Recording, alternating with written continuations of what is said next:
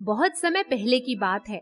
सुमेरपुर नामक गांव में शीतल नाम की एक औरत अपनी बेटी के साथ रहती थी। शीतल बहुत ही गरीब थी।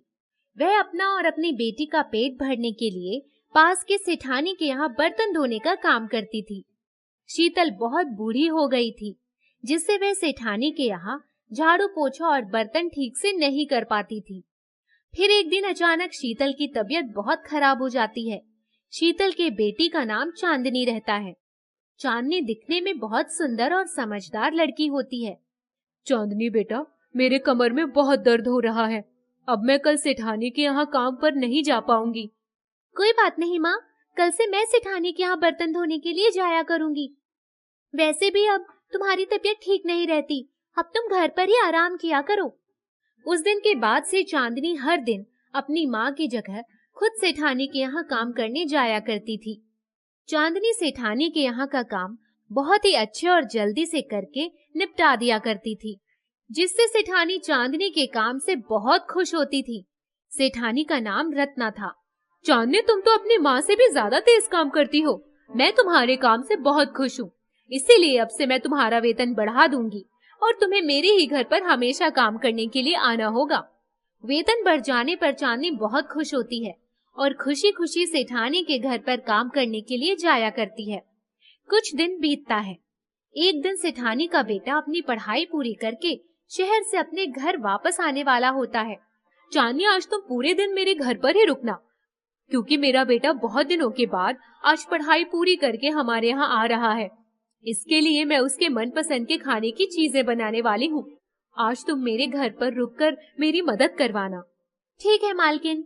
फिर चांदनी पूरे दिन सेठानी के घर पर रुककर सेठानी के साथ खाना बनाने में मदद करती है।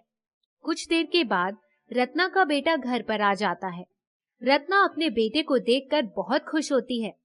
बेटा, जाकर तुम जल्दी से मुंह हाथ धो लो, आज मैंने तुम्हारी मनपसंद की चीजें बनाई हैं। रत्ना के बेटे का नाम वरुण था। ठीक है माँ, मैं अभी हाथ मुंह धोकर आता हूँ। तब तक तुम मेरा खाना तैयार रखो, मुझे बहुत जोरों की भूख लगी है। वरुण जल्दी से खाना खाने के लिए बैठ जाता है। अरे वाह माँ, आज तुमने यह खीर तो बहुत ही अच्छी और स्वादिष्ट बनाई है। जी तो करता है कि तुम्हारे हाथों को चूम लूं। बेटा, यह स्वादिष्ट खीर मैंने नहीं, चांदनी ने बनाई है। माँ, चांदनी कौन है? बेटा, मैंने अपने घर पर काम करने और बर्तन धोने के लिए एक लड़की रखी है, उसी का नाम चांदनी है। तभी चांदनी वहाँ आ जाती है। चांदनी, लगता है तुम्हारे हाथों में तो जादू है। तुमने तो आज बहुत ही स्वादिष्ट खीर बनाई है। इसके पहले तो मैंने ऐसा खीर कभी नहीं खाया। कुछ दिन बीतते हैं। एक दिन रत्ना कुछ दिनों के लिए अपने मायके जाने वाली होती है। बेटा वरुण, मेरी माँ की तबीयत ठीक नहीं है, इसके लिए मैं कुछ दिनों के लिए अपने मायके जाना चाहती हूँ और माँ की देखभाल करना चाहती हूँ। क्या तुम अकेले यहाँ रह लोगे? माँ, आप निश्चिंत होकर जाइए, मैं घर में आराम से रह लूंगा। फिर जब नानी की तबीयत ठीक हो जाएगी तो आप लौट आना। रत्ना कुछ दिनों के लिए अपने मायके चली जाती है। इधर जब वरुण घर पर अकेला होता है, तब एक दिन वह रसोई घर में अपने खाना खाने के लिए कुछ बना रहा होता है। तभी अचानक उसका हाथ खाना बनाते वक्त जल जाता है, जिससे वरुण तेजी से चिल्ला उठता है। आह! वरुण के चिल्लाने की आवाज सुनकर चांदनी दौड़कर रसोई घर में आती है। क्या हुआ छोटे मालिक? अरे कुछ नहीं, दरअसल खाना बनाते वक्त मेरी उंगलियां थोड़ी जल गई। छोटे मालिक, अगर आपको ठीक से खाना बनाना नहीं आता तो आपको मुझे बोल देना चाहिए था। देखिए आपकी उंगली कितनी जल गई है। अब से आप कभी भी रसोई घर में खाना बनाने के लिए नहीं आएंगे। अब से आपको जो भी खाना होगा मुझे बोल देना, मैं आपके लिए बना दूंगी। उस दिन के बाद से चांदनी वरुण के लिए हर दिन अपने हाथों से खाना बनाकर रख दिया करती। वरुण को भी चांदनी के हाथों का बनाया हुआ खाना बहुत पसंद आता। फिर इस तरीके से चांदनी वरुण के घर का सारा काम, खाना, झाड़ू, बर्तन, पोछा आदि सब करने लगती है, क्योंकि वरुण को घर का काम करना नहीं आता, जिससे चांदनी अब ज्यादा समय वरुण के घर पर ही बिताती थी। इस तरह जब वरुण को अकेला महसूस होता तो वह चांदनी के साथ बैठकर बातचीत करता। इस तरह चांदनी और वरुण दोनों एक दूसरे के धीरे धीरे करीब आने लगे। रत्ना के न होने पर चांदनी वरुण का पूरा ख्याल रखती। यह बात वरुण को बहुत अच्छी लगती थी और उसे धीरे धीरे चांदनी से प्यार होने लगा। एक दिन जब चांदनी वरुण के घर पर सीढ़ियां लगाकर सफाई कर रही होती है, तभी अचानक उसका पैर फिसल जाता है और वह सीढ़ियों से गिरने लगती है। मगर तभी वहां वरुण आकर उसे अपनी बाहों में थाम लेता है। चांदनी, तुम दिखने में तो सुंदर हो ही, उससे कहीं ज्यादा सुंदर तुम्हारा दिल है। तुम मेरी माँ के ना रहने पर मेरा कितना ख्याल रखती हो और घर का सारा काम भी करती हो। मुझे एक ऐसे ही लड़की की तलाश थी जो मेरा अच्छे से ख्याल रख सके। चांदनी, मैं तुमसे मन ही मन प्यार करने लग गया हूँ। क्या तुम मुझसे शादी करना चाहोगी? छोटे मालिक, आप क्या बोल रहे हैं? कहाँ आप और कहाँ मैं? घर का काम करना और खाना बनाना मेरी तो बस यही औकात है। इतना कहकर चांदनी की आंखों में आंसू आ जाते हैं। चांदनी की ऐसी बातें सुनकर वरुण चांदनी को अपने गले से लगा लेता है। चांदनी, तुम्हारी औकात हम अमीरों से कहीं ज्यादा है, क्योंकि जैसा तुम्हारे पास दिल है वैसा दिल सबके पास नहीं होता। तुम अब खुद को छोटा मत समझो, तुम्हारा दिल बहुत ही बड़ा है। अब माँ के आने पर मैं तुमसे जल्द ही शादी कर लूंगा। वरुण की ऐसी बातें सुनकर चांदनी बहुत खुश होती है। कुछ दिनों के बाद रत्ना अपने मायके से घर वापस आती है। रत्ना के घर वापस आने के बाद वरुण अपनी माँ के पास जाता है और उससे चांदनी और अपने प्यार के बारे में बताता है। माँ, मैं चांदनी से प्यार करता हूँ और उससे शादी करना चाहता हूँ। वरुण की ऐसी बातें सुनकर रत्ना गुस्से से लाल हो जाती है। वरुण, तुम्हारा दिमाग तो ठीक है? तुम ये क्या बोल रहे हो? मैं एक बर्तन धोने वाली को अपनी बहू कभी नहीं बना सकती। अरे, हमारे आसपास के लोगों को जब पता चलेगा तो वो हमारे बारे में क्या सोचेंगे कि मैंने एक बर्तन धोने वाली लड़की को अपने घर की बहू बना लिया। माँ, लोग क्या सोचते हैं मुझे उससे फर्क नहीं पड़ता। मुझे तो एक अच्छे दिल वाली लड़की की तलाश थी और वो मुझे मिल गई। अब मैं शादी करूंगा तो चांदनी से ही करूंगा। रत्ना अपने बेटे की जिद के आगे मजबूर हो जाती है और उसे न चाहते हुए भी वरुण की शादी चांदनी से करवानी पड़ती है। शादी के बाद रत्ना को चांदनी फूटी आंख नहीं सुहाती। एक दिन रत्ना के घर पर उसकी सहेली आती है। उसका नाम चंपा रहता है। अरे रत्ना, मैंने सुना है कि तुमने अपने बेटे की शादी एक बर्तन धोने वाली लड़की से कर दी है। क्यों रत्ना, क्या तुम्हें तुम्हारे बेटे के लिए कोई दूसरी लड़कियां नहीं मिल रही थी क्या? चंपा की ऐसी बातें सुनकर रत्ना को बहुत गुस्सा आता है और चंपा के जाने के बाद वह अपनी बहू के पास जाती है। चांदनी, तुमने मेरे भोले भाले बेटे को पैसों के चक्कर में फंसाकर शादी कर ली। तुम एक बर्तन धोने वाली होकर मेरे घर की बहू बन बैठी। मगर चांदनी, तुम ये याद रखना कि मैं अपनी बहू के रूप में तुम्हें कभी नहीं स्वीकारूंगी। इतना कहकर रत्ना वहां से चली जाती है। रत्ना की ऐसी बातें सुनकर चांदनी को बहुत दुख होता है। कुछ दिन बीतते हैं। एक दिन रत्ना की तबीयत बहुत खराब हो जाती है, जिससे उसे अस्पताल ले जाना पड़ता है। चांदनी अपनी सास की तबीयत खराब होने पर उसकी बहुत सेवा करती है और रत्ना को अपने हाथों से खाना खिलाती है। यह सब देखकर रत्ना की आंखें खुल जाती हैं और फिर वह चांदनी के साथ अच्छे से रहने लगती है। रत्ना का यह व्यवहार देखकर चांदनी बहुत खुश होती है और अपना जीवन खुशी खुशी बिताने लगते हैं। जिद्दी सास। आनंदपुर नामक शहर में सुषमा और मोना नाम की सास बहू रहती थीं। सुषमा बहुत ही जिद्दी किस्म की सास थी। वह अपनी सारी बात सभी से मनवाकर ही मानती थी और जो उसकी बात नहीं मानता था वह उनसे लड़ाई कर लेती थी। सुषमा की बहू मोना अपने सास के जिद्दी व्यवहार से तंग आ चुकी थी। एक दिन मोना किचन में खाना बना रही थी। तभी सुषमा वहां आई और मोना से बोली, बहू, क्या बना रही हो? माँ जी, बैंगन की सब्जी बन रही है। क्या? बैंगन की सब्जी? नहीं नहीं, बिल्कुल नहीं, आज ये नहीं बनेगा, कुछ और बनाओ। अब कुछ और क्या बनाऊं? यही खा लेंगे आज।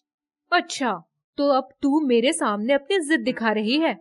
मैं कुछ नहीं सुनना चाहती। मैंने कह दिया कुछ और बनेगा मतलब कुछ और बनेगा। हाँ तो बोलिए, कुछ और में क्या? आलू की सब्जी बना दे, आज सभी वही खाएंगे। यह बैगन की सब्जी तू ही खा। इतना कहकर सुषमा मुस्कुराते हुए वहां से निकल गई। वह अपनी बात मनवाना चाह रही थी, लेकिन मैं उसके मन का नहीं होने दे सकती। इसी तरह सुषमा हर जगह अपनी जिद चलाती। सुषमा का बेटा अमन भी यह सब देखकर परेशान हो चुका था। मोना उसे हर रोज सुषमा की हरकतों के बारे में बताती थी। बहू सुन लो, आज ही बाजार जाकर घर का सारा सामान लेकर आ जाओ, सभी सामान खत्म हो चुका है। नहीं माँ जी, आज मुझे जरा समय नहीं है, मैं कल चली जाऊंगी, या आप चाहो तो आप चले जाओ, मुझे कोई दिक्कत नहीं।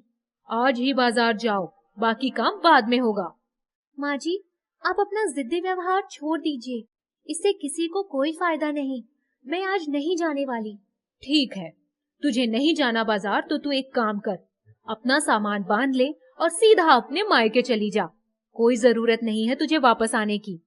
इतनी छोटी सी बात पर आप ऐसी बात कैसे कह रही हैं? अभी तो मैं जा रही हूँ बाजार सामान लेने, लेकिन आप देख लेना, इस व्यवहार की वजह से आपको बहुत नुकसान होगा। हाँ हाँ, चल जल्दी बाजार जा, मुझे कुछ नहीं सुनना। मोना बाजार से सामान लेकर आती है। सुषमा उससे सामान का हिसाब मांगती है। मोना हिसाब दिखा रही होती है, तभी दरवाजे पर दस्तक होती है। रुक जाओ, आ रही हूँ। मोना दरवाजा खोलती है तो देखती है कि वहाँ एक सेल्समैन खड़ा है। माँ जी, एक सेल्समैन आया है, क्या करूँ, बुला लूं क्या?